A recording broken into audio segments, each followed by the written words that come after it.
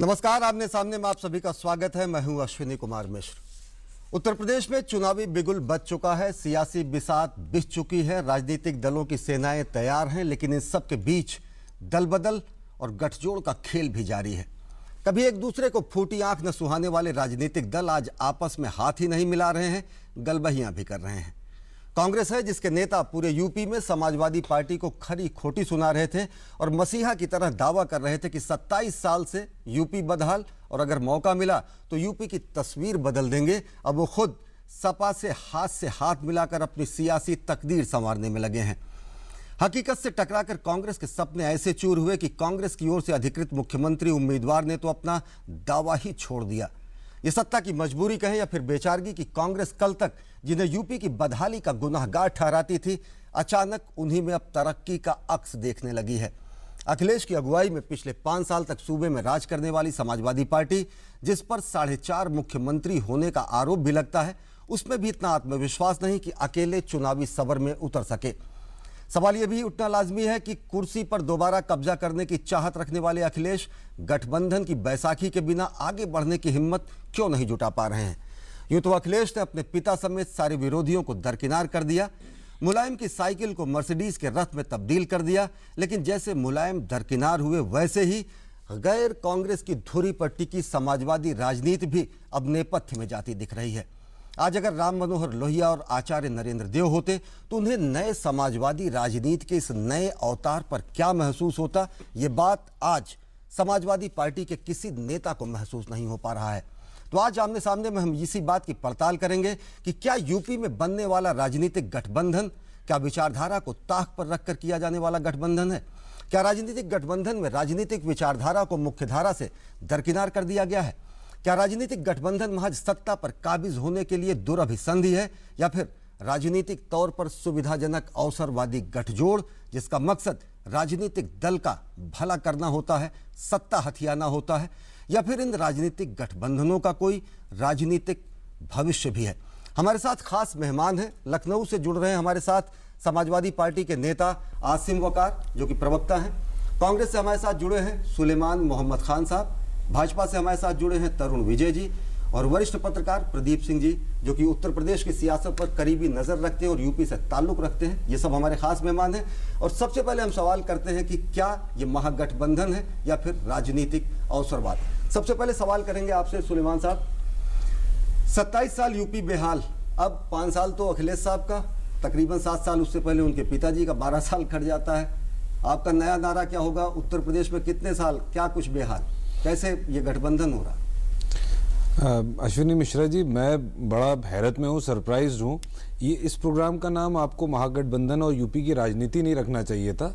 मेरे हिसाब से आपको इस प्रोग्राम का नाम रखना चाहिए था, क्योंकि आपने जिस तरह से पेश किया, पहले आपने कहा कांग्रेस ने बेहाल कहा, फिर आपने कहा उन्होंने 27 साल यूपी बेहाल जिसमें समाजवादी भी था, फिर आपने अखिलेश यादव की कमियां गिनवाई 4.5। आपने आपको परेशानी महागठबंधन से, ये प्रोग्राम कंप्लीटली आप इस प्रोग्राम का जो थीम हटाएंगे सर, आप हम तो आप अपनी बात कहेंगे ना, आप मुझे नहीं बताएंगे जी। आपके प्रोग्राम की थीम है कि महागठबंधन की कमियां गिनवाएं, जैसी आपने ओपन किया है, तो इसकी थीम ही अगेंस्ट महागठबंधन है। जैसे सियासी दलों का भविष्य तय किया जाता है, वैसे जनता इतनी समझदार होती, वो तय करेगी कि प्रोग्राम का एजेंडा क्या है। अब एक सवाल और, लेकिन एक चीज ये बताएं कि आपका नारा 27 साल यूपी बिहार में कितने साल आप घटाएंगे, वो जनता पर छोड़िए, व्यूअर पर छोड़िए, दर्शक पर छोड़िए, को देखेगा क्या? आपने ये सवाल पूछा था जब टीडीपी भाजपा से कश्मीर में अलायंस कर रही, उसको तरुण विजय जी बताएंगे, मैं नहीं बताऊंगा। आप ये पूछेंगे नहीं, मैंने पूछा तो आप पूछेंगे, आप उनसे पूछिए। देखिए, इसके जो आपके जो ओपनिंग कांग्रेस का बेहाल तो उनके प्रवक्ता की बात से परेशान मत होइए, हमें पता परेशान है महागठबंधन से, और इस डीडी जिस तरह से इसको आपने डीडी पर आक्षेप न लगाए। मैं ये कह रहा हूँ कि आपका नारा था, जिस तरह से सवाल का सीधा जवाब करा ना, खाट सभा आपके आपने ये भी नहीं चलाया, गांधी जो आपने ये भी नहीं पूछा, मैं पूछ रहा हूं, अगला सवाल बीजेपी में लड़ाई कितनी है, अगर इसका साफ जवाब महागठबंधन की कमी और विचारधारा पे सवालिया निशान लगा दिया। साफ जवाब आप नहीं दे रहे तो आप इसका जवाब दीजिए। मैं इसका जवाब भी दे देता हूं। कितने पहली बात पहले तो मैंने आपको 27 साल में स्टेटमेंट का जवाब दिया, नहीं ओपनिंग स्टेटमेंट मैंने आपको जवाब दिया कि जिस तरह से आपने ओपन करा वो राहुल गांधी खाट सभा करते हैं, राहुल गांधी खाट सभा करते हैं, राहुल गांधी ये बताते हैं, मैं उनसे नहीं पूछूंगा, एक महागठबंधन आधे घंटे है, खिलाफ खबर नहीं चलाना है, आधे घंटे है, मैं उनसे बैलेंस खबर चलाना है। जवाब सीधा सीधा दें कि राहुल गांधी बताते हैं खाट सभा करते हैं। सुनिए, राहुल गांधी खाट सभा करते हैं, खाट सभा से आपको राहुल तकलीफ गांधी है, साइकिल को शीला पंचर दीक्षित से बताते आपको हैं, तकलीफ है, राहुल गांधी, अखिलेश यादव से आपको तकलीफ है, तो आप ये सुनिए बताएं कि अभी तक जो आपको फूटी आंख नहीं दिखते थे, जिन पे आप ये बताते थे हाँ, कि ये- बदहाल है, ये- जो बताते थे कि साइकिल बहुत पंचर है, अच्छी बात उसी आज साइकिल के कैरियर पे बैठ के पीछे, गद्दी पे भी नहीं, आप अपना हाथ थमाए हुए अरे हैं। हमें तो हम क्या तो मजबूरी साइकिल है? बैटरी साहब कोशिश कर रहे हैं, गद्दी तो छोड़ दिया आप जी, आप बताएं। और बुरी तरह कहिए। कैरियर पे बैठे हैं, ये उसका सवाल जवाब दें। आप सारे पूछिए, इसका जवाब दूंगा, लेकिन मेरा आपसे ये सवाल है जी। कि पीडीपी बीजेपी के अलायंस पे कश्मीर में तरुण जी आपने ये बताएंगे, सवाल उठाया वो था या तरुण नहीं? जी से पूछेंगे। पहली बात वो ये हम सवाल, बताएंगे अरे तरुण जी और मैंने हम पूछ लिया एंकर तो पे आप आरोप बता नहीं देंगे। लगाएंगे। एंकर के सवाल है, आप पे नहीं है सवाल, ये हम सवाल इनसे है, बताएंगे। ये सवाल वो तरुण जी एंकर से बताएंगे। है, ये सवाल इस न्यूज अरे हमसे चैनल से कोई है। और सवाल पूछे, हम जवाब दिया और दूसरी जाएगा। बात, चलिए, अरे चुटकुलावाद तरुण नहीं जी, चलेगा। और जहाँ तक गठबंधन और अवसरवाद पे बोलना है तो बोलिए, हाँ नहीं तो हम बोलते अपनी हैं, बात हम बोलेंगे। बोलते हैं, गठबंधन पे बोलते हैं, अवसरवादिता की तो आप बात ना करें। देखिए, ये गठबंधन का अहम मकसद ये है, देखिए अखिलेश यादव जी ने पहले भी कहा कि अगर हम अकेले भी चुनाव लड़े तो हम सत्ता में आ सकते हैं, लेकिन कांग्रेस के साथ लड़ेंगे तो 300 से ज्यादा सीटें लाएंगे। हमने खाट सभा करी, खाट सभा करी, राहुल गांधी जी ने किसान यात्रा करी, और पार्टी की हमारी तैयारी थी पूरी 403 सीटों पर। लेकिन हमें यह महसूस हुआ राहुल गांधी जी को और अखिलेश यादव जी को कि अगर हम अलायंस में लड़ेंगे तो हमारे बिल्कुल बहुत ही बेहतरीन अवसर है, चांसेस है कि हम सरकार बनाएंगे और अच्छा गवर्नेंस देंगे यूपी में। और इस अलायंस को करने का सबसे अहम मकसद ये है कि यूपी को अच्छा गवर्नेंस देना, और उसके साथ साथ जो फासिस्ट फोर्सेस, जो ये ताकतें देश को बांटने की बात कर रही हैं, उनको सत्ता से बाहर रखा जाए, इसलिए हमने अलायंस चीज और कहेंगे, फासिस्ट फोर्सेज की जब बात आप करते हैं, सो कॉल्ड फासिस्ट फोर्सेज, सांप्रदायिक ताकतें, बिहार में आप क्या थे जी? जब समाजवादी पार्टी ने दुलत्ती मार के समाजवादी पार्टी वापस हो जाती? नंबर हमारा तो राहुल अलायंस जी की आप बात कर रहे थे, राहुल हमारा तो गांधी- जेडीयू और नीतीश कुमार जी से राहुल अलायंस था। गांधी की आप बात कर रहे थे, उन्होंने एक पार्टी का कैडर तैयार किया, जिले स्तर पर उन्होंने पूरा टैलेंट हंट कंपटीशन टाइप का किया, एक एक जिले में उन्होंने लोगों को तैयार किया, नई पौध सही में तैयार हुई उत्तर प्रदेश में, राजनीतिक पौध जिसको कहते हैं। वो आज 403 की जगह 100 के नीचे जब लड़ेगी तो अपना काम क्या देखेगी? केवल अश्विनी, नारा मैं ना लगाएगी, बड़ा- गरीबी छाएगी। आप इतनी आपको फिक्र है कांग्रेस पार्टी की, मैं तो बड़ा आश्चर्यचकित हूं आपकी इन बातों से अभी- कि कांग्रेस के टैलेंट की आपको और सीटों की परेशानी है, अभी सपा और आपको हम शीला दीक्षित की भाजपा की आपको भी- तकलीफ है, आपको बीजेपी में योगी आदित्यनाथ अमित शाह को नजर दिखा रहे हैं, अभी उसकी वो बात नहीं सवाल करेंगे आने आप। दीजिए, आधे घंटे केशव हैं, प्रसाद तसल्ली मौर्य, रखिए। वो सॉरी स्वामी प्रसाद मौर्य पार्टी छोड़ के भागे जा रहे हैं, उसकी बात नहीं करेंगे आप। हम उनसे करेंगे जब, लेकिन आप नहीं ये बताएं करेंगे आप, कि ये बातें भाजपा- मैं कहूंगा तब करेंगे भाजपा आप से हम ये सवाल बातें। करेंगे, सपा से नहीं, आप सवाल ये करेंगे, सवाल लेकिन पूछेंगे कि जिस- पीडीपी का और जिस बीजेपी का कार्यकर्ता की कैसे बात- अलायंस हुआ कश्मीर में। जिस देखिए, कार्यकर्ता के कांग्रेस का हाल देखिए, ये हो गया है बीजेपी तो कि इतनी तर्क परेशान नहीं है है, इस महागठबंधन से, चलिए, कोई इन्हें कोई दिख रहा है बात कि का बिहार जवाब का नहीं बुरा हाल है, हो गया हो जाएगा। तो बेजवाब कांग्रेस बेहाल कांग्रेस में बदल गई है। अच्छा अच्छा, हम एक बार चलेंगे, हमारे साथ वो आसिम वकार साहब है लखनऊ में। आसिम साहब, एक सवाल आपसे कि गैर कांग्रेसवाद कहीं ना कहीं समाजवादी राजनीति की धुरी होती थी, जब भी समाजवादी इकट्ठा हुए, गैर कांग्रेसी राजनीति पर इकट्ठा हुए। आसिम वकार साहब, आज क्या ऐसी समाजवादी का कायांतरण हुआ, रूपांतरण हुआ कि आज गैर कांग्रेसवाद का नारा खत्म करके आप कांग्रेस से गठजोड़ कर रहे हैं? नंबर एक बात। नंबर दो, आपका खुद ही 5 साल का, पिछले 5 साल अखिलेश मुख्यमंत्री रहे, क्या इतना भी आत्मविश्वास नहीं कि अपने कारनामे और अपने किए के हिसाब से आप जनता के बीच जा सके? बैसाखी जरूरी है। आसिम वकार साहब,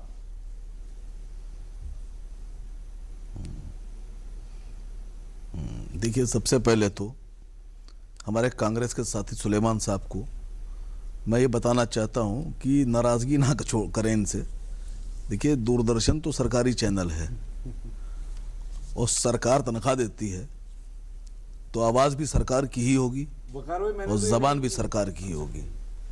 दूसरी बात, आपने जो सवाल पूछा, जबान लोक प्रसारक की देखिए, होगी। आसिम गैर वकार साहब, कांग्रेसी एक हम बात चीज ये करते कहेंगे थे कि और हमारा मिशन सच्चाई है कि गैर कांग्रेसी है, जी, लेकिन जब भारतीय जनता पार्टी वजूद में नहीं थी और हिंदुस्तान में सेकुलरिज्म को खतरा नहीं था, हिंदू और मुसलमान आपस में लड़ाए नहीं जाते थे, गलियों में और नालियों में एक आग नहीं उगली जाती थी, नालियों में खून नहीं बहता था और लाशें नहीं गिराई जाती थी, तब हम कांग्रेस के खिलाफ हुआ करते थे। लेकिन आज जो सबसे बड़ी ज़रूरत है, वो ज़रूरत यह है कि हिंदुस्तान की नस्लों को महफूज रखा जाए, हिंदुस्तान के मुस्तकबिल को महफूज रखा ये जाए। चंद महीने और पहले आपको उसको बिहार में महफूज क्यों नहीं रखने दिखा? के लिए आसिम वकार साहब, सरकार तो हम उत्तर प्रदेश में अकेले बना रहे थे और पूर्ण बहुमत से ज्यादा सीट लाके बना रहे थे, लेकिन ये गठबंधन इसलिए जरूरी था कि उत्तर प्रदेश की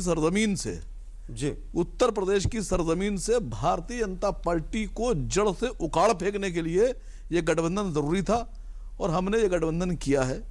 जो लोग देश में सेकुलरिज्म के मुहाफिज हैं और जो लोग ये चाहते हैं कि हिंदुस्तान की आने वाली नस्लों को एक खुशहाल और अमन वाला हिंदुस्तान दिया जाए, वो हमारे गठबंधन में आएंगे और हमारे साथ कंधे से कंधा मिलाकर चलेंगे, हमारी जंग को आगे बढ़ाएंगे और हिंदुस्तान से आरएसएस और भारतीय जनता पार्टी की मानसिकता को खत्म करने में हमारा साथ देंगे। और जो लोग छुपे हुए लोग हैं और जिनको जबान पे कुछ और दिल में कुछ है, जो सेकुलरिज्म को पसंद नहीं करते हैं, जिनके दिलों में अभी भी सांप्रदायिकता जिंदा है, वो शायद हमारा विरोध कर सकते हैं। तो हमें इसकी फिक्र नहीं है। हमें तो वो लोग चाहिए जो अमन पसंद लोग हैं, जो तरक्की पसंद लोग हैं, पहले जो देश बिहार को में आगे भी ले आना ऐसी चाहते स्थितियां थी, हैं तब आप और एकदम जो से एकाएक वापस हो हिंदुस्तान के भविष्य को रोशन करना चाहते हैं, हमें वो लोग चाहिए और हमें वो लोग मिलते रहेंगे और हम आगे बढ़ते रहेंगे। जी तरुण विजय साहब, आपकी टिप्पणी। देखिए, जब जवाब नहीं होते हैं तो व्यक्ति अपने उपकरणों से ही झगड़ने लगता है। तो ये साहब भी वही कर रहे हैं। साइकिल पंचर है कि नहीं, हम तो ये नहीं कहना चाहते, क्या ये वही लेकिन हम समाजवादी पार्टी को एक बात ध्यान दिलाना चाहते हैं कि उनके पूर्वजों में एक साहब हुए जिनका हम आदर करते हैं, उनका नाम है राम मनोहर लोहिया। और राम मनोहर लोहिया जी को अगर आपने नहीं पढ़ा हो तो मैं आपको बता दूं, मेरे पास उनका समग्र है। उन्होंने कहा था कि इस भारत के 3 स्वप्न हैं। ये राम मनोहर लोहिया जी का निबंध है और वो 3 स्वप्न हैं, राम, कृष्ण और शिव। और ये तीनों राम और कृष्ण और शिव उत्तर प्रदेश में है। लेकिन उस उत्तर प्रदेश में आपको ये भी जानकारी नहीं है कि सबसे ज्यादा अगर दंगे हुए तो समाजवादी पार्टी और कांग्रेस के राज में हुए। 372 दंगों की तो पूरी फेहरिस्त है आपके राज की, पूरी फेहरिस्त है।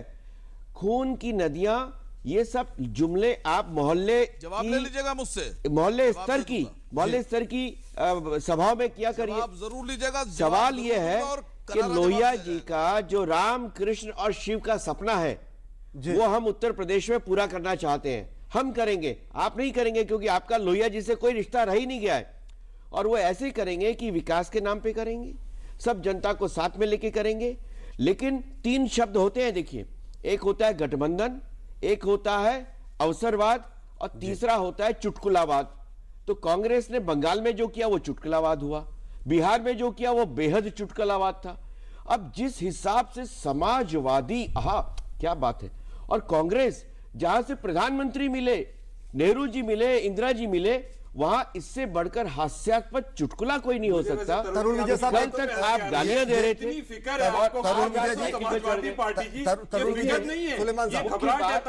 जनता के हित में ये तो आपका जवाब रहा। मानसिकता है, किसी को बोलने नहीं देते। इमरजेंसी तो आपने लगा दी देश में। सुलेमान साहब, इमरजेंसी की हम बात आपके करें, एक बार भी नहीं बोले। तरुण विजय जी, आपसे एक चीज इसलिए जानना हम चाहते चाहते हैं करें कि देश की जनता ने, इनफेमस है आप इसी उत्तर काम के प्रदेश लिए। की जनता ने पूरा अपना मन बना लिया है।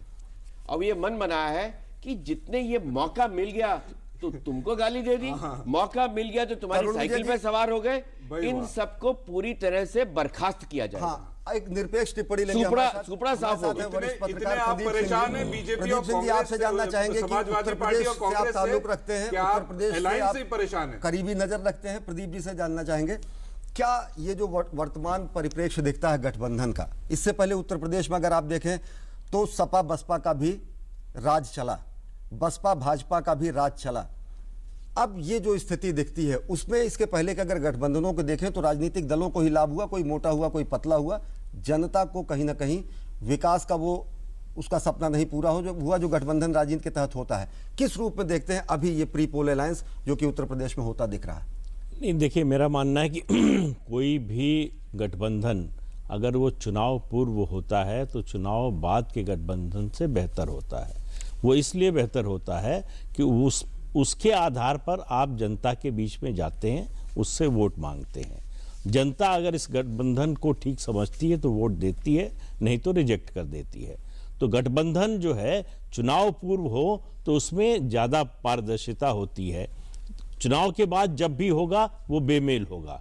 वो इसलिए होगा कि चुनाव में आप बाकी सब लोग जो है एक दूसरे के खिलाफ बोलकर ही लड़े हैं। तो साथ ऐसी विधानसभा बन जाए या ऐसी लोकसभा बन जाए, हंग बन जाए, जिसमें कोई सरकार बनने की संभावना किसी एक पार्टी की ना हो, तो 2 पार्टियां या 4 पार्टियां 10 पार्टियां मिलेंगी तभी सरकार बनेगा। वो एक दूसरी स्थिति होती है। दूसरी बात है गठबंधन क्यों होता है। गठबंधन कोई भी 2 राजनीतिक दल या 2 से ज्यादा राजनीतिक दल तब करते हैं जब उनको अपने में कोई कमी नजर आती है। उनको लगता है कि हम अगर किसी और को साथ ले लें तो हम ज्यादा मजबूत हो सकते हैं। दूसरा जो साथ आता है, देखिए ये गठबंधन में तभी पार्टियां जाती हैं जब उनको एक सिम्बियोटिक रिलेशनशिप नजर आती है कि इससे दोनों को लाभ होगा। तो दोनों को लाभ होगा तो दोनों एक साथ आने को तैयार होते हैं। तो अब लाभ तो कांग्रेस और समाजवादी पार्टी को सोचना होगा। कांग्रेस पार्टी, जैसा आप कह रहे थे कि 403 सीटों की, और आप भी कह रहे थे तैयारी कर रही थी, अब अगर वो 300 सीटों पर नहीं लड़ेगी तो वहां उसका कार्यकर्ता क्या करेगा? वहां जो उम्मीदवार टिकट की उम्मीद में थे वो क्या करेंगे? इसी तरह से समाजवादी पार्टी जो सत्तारूढ़ दल है, पिछली बार 403 सीटों पे लड़ी, अब वो अगर 100 सीटें या 125 सीटें कम लड़ती है तो उसके कार्यकर्ता या उसके उम्मीदवार जो पिछली बार थे वो क्या करेंगे? इसी तरह का सवाल भारतीय जनता पार्टी में भी है।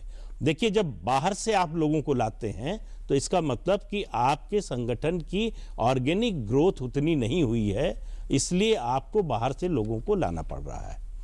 तो बात यह है कि राजनीति में इस समय, खास तौर से चुनावी राजनीति में, मुद्दा बन गया है कि किसी तरह से जीत हासिल करें। जीतने के लिए जो भी करना हो करो, विचारधारा से समझौता करना पड़े तो निश्चित गठबंधन में और लोगों की पार्टी की विचारधारा स्वीकार करके शामिल होने में, दोनों में फर्क है। देखिए तरुण जी, ऐसा है कि बात आपकी बात ठीक है, लेकिन शामिल होने वाले 24 घंटे और 48 घंटे में चले जाते हैं तो कौन सा कमिटमेंट है? जी, हम चर्चा करेंगे, लेकिन वक्त एक छोटे से ब्रेक का। देखते रहिए आमने सामने। मैं ये नहीं पूछूंगा कि आप शौच के लिए कहां गए। मैं ये भी नहीं पूछूंगा कि अगर आप खुले में शौच के लिए गए तो क्या आपने अपने बच्चे की जान को खतरे में डाला? क्या आपके गांव की बच्चियों को खुले में शौच करते हुए किसी ने बुरी नजर से देखा? आप खुद समझदार हैं, सक्षम हैं। आप ये तो जानते ही होंगे कि हमारे देश में 70,000 से ज्यादा गांवों के लोगों ने खुले में शौच की प्रथा को खत्म कर दिया है। गांव के बच्चे, महिला, पुरुष सब इस लक्ष्य में जुटे। निगरानी समितियां बनी जिन्होंने खुले में शौच कर रहे लोगों को समझाया, शौचालय बनाए, उनका इस्तेमाल करना सिखाया। क्या आपका गांव भी बनेगा खुले में शौच से मुक्त? आइए स्वच्छ भारत अभियान से जुड़िए। अब नहीं तो कब? रोहिणी दिल्ली 2014, डॉक्टर संजीव का अल्ट्रासाउंड क्लिनिक, अपराध लिंग परीक्षण करना। कुरुक्षेत्र हरियाणा 2015, तांत्रिक बाबा, अपराध लिंग चयन में सहयोग व प्रचार। फरीदकोट पंजाब 2014, गर्भवती महिला के पति और सास, अपराध लिंग परीक्षण करवाना। PCPNDT एक्ट के तहत लिंग जांच या चयन करना या करवाना या इसमें किसी भी तरह का प्रचार या सहायता करना कानूनन जुर्म है। इसमें 5 साल तक की सजा और 1 लाख रुपए तक का जुर्माना हो सकता है। जांच करने वाले डॉक्टर का लाइसेंस रद्द किया जा सकता है। मार्च 2015 तक ऐसे 271 केसेस में सजा सुनाई जा चुकी है। दीवारों के भी कान होते हैं, कब समझोगे? जेल जाने के बाद। लिंग चयन के विरुद्ध आवाज उठाएं, अपने जिला अधिकारी को तुरंत सूचित करें। 2 हफ्ते से ज्यादा अगर आपको खांसी रहे तो टीबी हो सकता है। टीबी? हाँ, तुरंत डॉक्टर से मिलिए और बलगम की जांच कराइए। ठीक है। टीबी किसी को भी हो सकता है। अगर हो गया तो बिना भूले पूरा कोर्स करिए और फिट हो जाइए। नहीं किया तो इसका इलाज बहुत मुश्किल है। समझ गए भाई साहब आप? आइए, 2 हफ्ते से ज्यादा खांसी, तुरंत डॉक्टर से मिलिए और बलगम की जांच कराइए। टीबी हारेगा, देश जीतेगा। I really like cars. So just 2 weeks into the job, they gave me a company car. A big company car. It's got 14 wheels and quite the ground clearance. It can go pretty much anywhere. But it's not the easiest thing to park. The acceleration is decent. The handling is shaky. The engine noise is deafening. AC?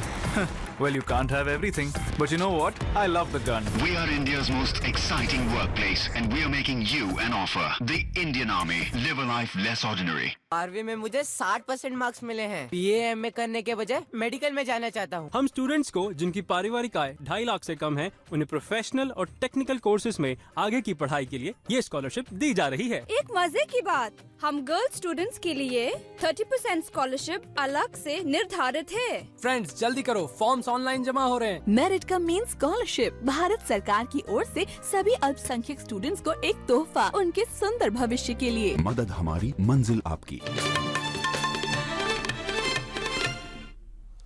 Break के बाद आप सभी का स्वागत है। हम बात कर रहे हैं आज उत्तर प्रदेश में होने वाले चुनावी महागठबंधन की, चुनावी सियासत की और साथ ही साथ क्या ये राजनीतिक अवसरवाद है या फिर राजनीतिक गठबंधन। हम एक बार फिर चलेंगे लखनऊ। मौजूद हमारे साथ समाजवादी पार्टी के प्रवक्ता आसिम वकार साहब। आसिम वकार साहब, आपसे जानना चाहेंगे कि पिछले जब ये अखिलेश साहब की सरकार ही रही, अखिलेश ने काफ़ी दावे हैं समाजवादी पार्टी के, काफ़ी कुछ काम भी किया गया है, लेकिन साफ तौर से एक तरफा एक निर्णय जनता के दिमाग में जाता है अगर गठबंधन हो रहा तो अपने आत्मबल के हिसाब से आत्मविश्वास आप में उतना नहीं कि आप खुद अपने काम पे लड़ने जा रहे हैं। नंबर 1। नंबर 2 कि वही कांग्रेस जो कि अखिलेश की धर्मपत्नी को शिकस्त देती है, राज बब्बर साहब के साथ कैसे मंच साझा करेगी राजनीतिक तौर से और कार्यकर्ता के तौर पर भी? क्या ये होमोजीनियस मिक्सचर तैयार हो पाएगा? कोई परिणाम सकारात्मक देगा?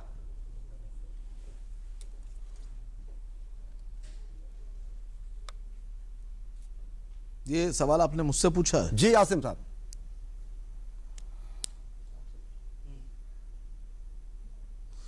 देखिए, सबसे पहली बात तो अभी मैं तरुण विजय साहब को सुन रहा था, भारतीय जनता पार्टी की पूरी वफादारी कर रहे थे और पूरी खूबियां बता रहे थे। तो मैं जानना चाहता हूं, ये वही तरुण विजय साहब हैं जो उत्तरांचल में दलितों को मंदिर में प्रवेश दिला रहे थे और उनके साथ इसी भारतीय जनता पार्टी के ईमानदार कार्यकर्ताओं ने हाथापाई और मारपीट तक करी थी। कांग्रेस मेरे साथ हुई हाथापाई, आपके साथ नहीं हुई। ने एक सवाल उठाया था, कांग्रेस सरकार ने करवाई, कांग्रेस सरकार ने आज तक उसकी रिपोर्ट नहीं दी, बल्कि जिन लोगों को मारा गया, जान से मारने की कोशिश हुई, समाजवादी पार्टी की सिक्योरिटी वापस ले ली हरीश रावत सरकार ने। तो मैं इनसे पूछना चाहता हूं कि गुजरात में तो कभी हमारी सरकार नहीं रही, वहां दंगे क्यों हुए? वकार साहब, प्रदेश में सरकार कभी हमारी नहीं रही, वहां दंगे क्यों हुए? महाराष्ट्र में कभी हमारी सरकार नहीं रही, राजस्थान में कभी हमारी सरकार नहीं रही, बिहार में हमारी सरकार कभी नहीं रही, पश्चिम बंगाल में कभी हमारी सरकार नहीं रही। जानते हैं आप दंगे क्यों हुए? दंगे क्यों हुए? कह रहे हैं आप अपने काम के बल पे जनता के बीच जनादेश लेने क्यों नहीं जाते हैं? इनमें एक पार्टी, एक मानसिकता कॉमन है और वो है आरएसएस और भारतीय जनता पार्टी। जब तक आपको हिंदुस्तान से नेस्तनाबूद नहीं किया जाएगा, दंगे नहीं रुक सकते हैं। दंगे रोकना है और खून बहना अगर बंद कराना है तो हिंदुस्तान की सरजमीन से आपकी मानसिकता को और आपके दल को और आपके लोगों को नेस्तनाबूद करना पड़ेगा। ये बात तरुण साहब ये तो उनका जवाब रहा। तरुण प्रदेश में रहिए। तरुण विजय जी, आपसे जानना चाहेंगे जो भी कुछ जवाब है, लेकिन आप एक बात ये बताएं, उत्तर प्रदेश में चुनावी बिसात पे आप आयातित नेताओं के भरोसे क्यों? आप स्वामी प्रसाद मौर्य को लेते हैं, आप रीता बहुगुणा जोशी को लेते हैं, आप ब्रिजेश पाठक पे दांव लगाते हैं, आप हद एनडी तिवारी को भी अपनी पार्टी में उनके सुपुत्र को शामिल करते हैं। अब जबकि भाजपा का वहां पर जो भी कार्यकर्ता है, सवाल वही कि जो जमीनी कार्यकर्ता है वो क्या केवल नारे लगाएगा, दरी बिछाएगा, या उसको भी चाल चरित्र चेहरे की बात करने वाली राजनीतिक दल उसको भी राजनीतिक नेतृत्व देगी? आपने बहुत अच्छा सवाल किया अश्विनी जी, और मैं आपकी बात से सहमत हूं कि अगर बाद में गठबंधन या अवसरवादिता होती है तो कार्यकर्ता भी परेशान होता है और पार्टी में उनका होमोजीनियस मिक्सचर भी नहीं बनता है। लेकिन अगर कोई व्यक्ति अपना मन बदल कर, लोग बहुत अच्छे लोग जो है हमने देखा है कि अपना मजहब बदल लेते और चले जाते, तो उनको आप कहेंगे कि अवसरवाद है।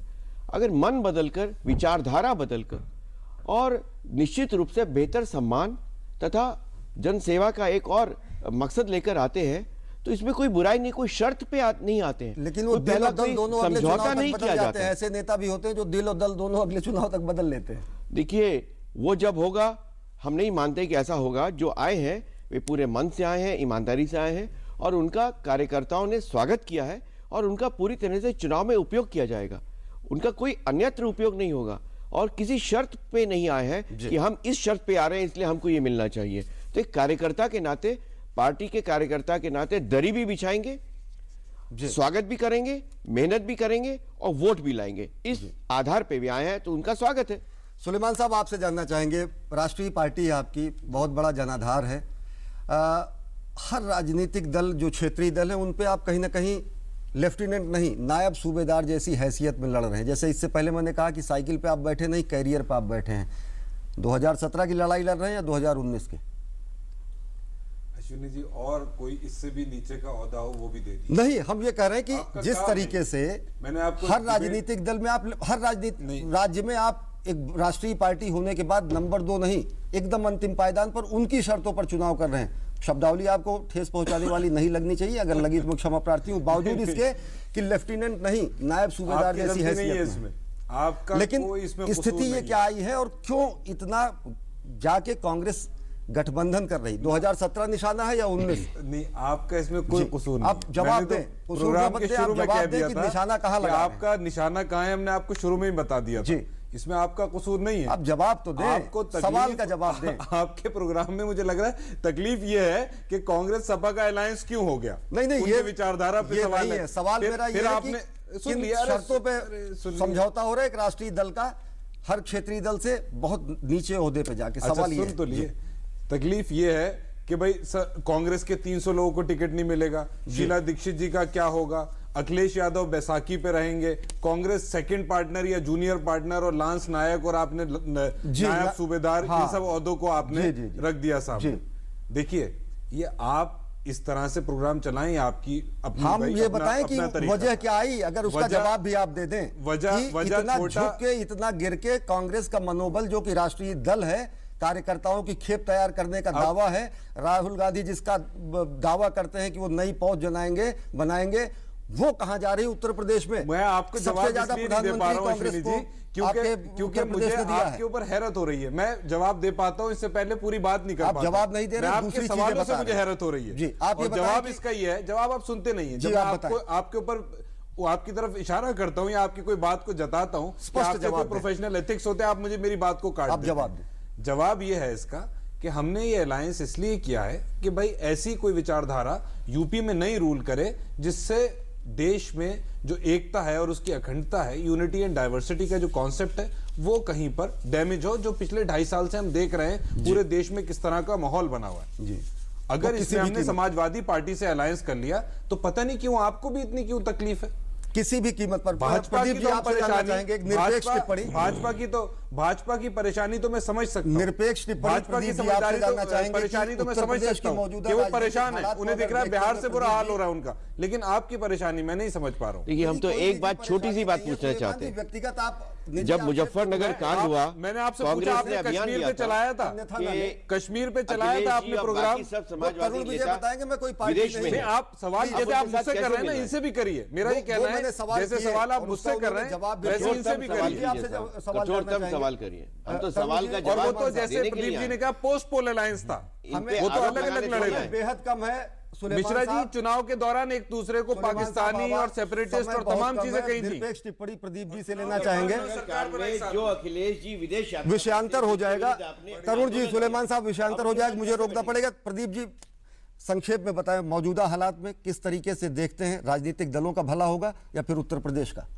प्रदीप जी, ये तो उत्तर प्रदेश का मतदाता तय करेगा जी। वो तय करेगा कि कौन उसके भले की ज्यादा सोच रहा है, कौन राजनीतिक दल या राजनीतिक दलों का गठबंधन उसके लिए, उसके विकास के लिए, उसके जीवन स्तर को सुधारने के लिए जो कह रहा है उस पर उसको कितना भरोसा है, किसकी बात ज्यादा विश्वसनीय लग रही है उसके साथ जाएगा, उसको सत्ता में लाएगा। अब वो उसके बाद क्या करेगा वो अलग बात है, लेकिन अभी चुनाव में मतदाता के सामने जो विकल्प हैं उनमें मोटे तौर पर अब स्पष्ट हो गया कि 3 विकल्प हैं।